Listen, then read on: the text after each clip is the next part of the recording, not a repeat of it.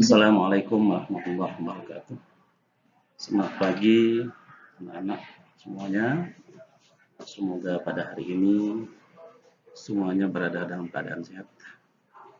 Baik, pada pagi hari ini kita bertemu kembali dalam mata pelajaran Bahasa Indonesia kelas 10. Dan pada pertemuan hari ini Bapak akan menyampaikan materi pertama kita adalah materi berupa teks laporan hasil observasi. Sebelum kita membahas lebih jauh tentang teks laporan hasil observasi, terlebih dahulu Bapak akan menyampaikan tujuan pembelajaran kita pada hari ini.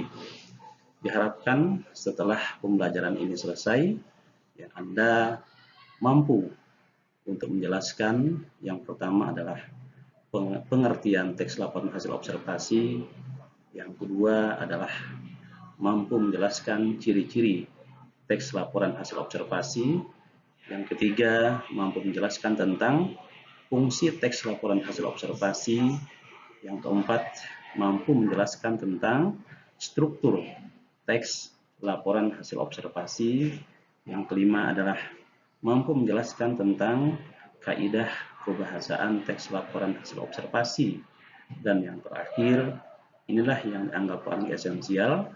Diharapkan Anda mampu membuat contoh teks laporan hasil observasi.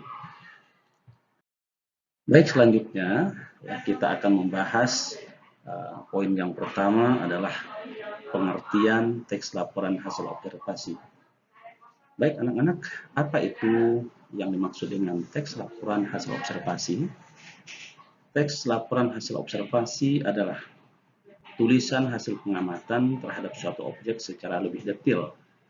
Nah, di dalam teks laporan hasil observasi ini yang boleh kita masukkan adalah sesuatu yang bersifat objektif, bukan yang bersifat rekaan.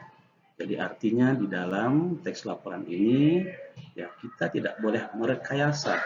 Ya, yang kita maksudkan adalah hal-hal yang bersifat objektif yang sebenarnya. Saya lanjutkan. Yang kedua adalah ciri-ciri teks laporan hasil observasi.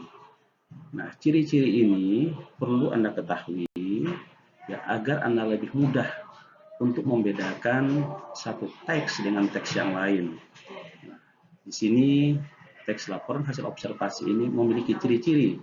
Yang pertama adalah bersifat objektif.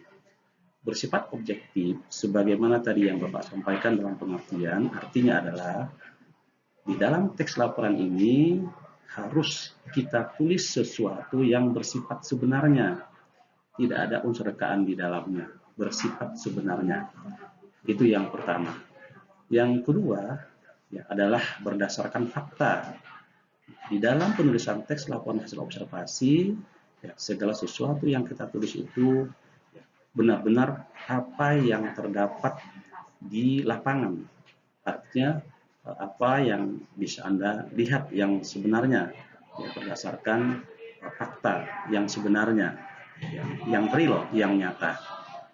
Yang ketiga adalah ditulis secara lengkap. Nah, di dalam teks laporan ini Anda harus mampu menyajikannya secara lengkap. Tidak dapat kita sajikan secara sepotong-sepotong. Nah, kalau kita hanya menyajikan secara sepotong-sepotong, maka teks laporan ini akan menjadi tulisan yang berbeda, bukan lagi mungkin sebagai teks hasil laporan observasi, akan menjadi bentuk-bentuk teks laporan yang lain. Ya, baik, untuk pertemuan hari ini kita cukupkan sekian dan akan kita teruskan pada pertemuan yang akan datang. Terima kasih. Ya, cukup ya.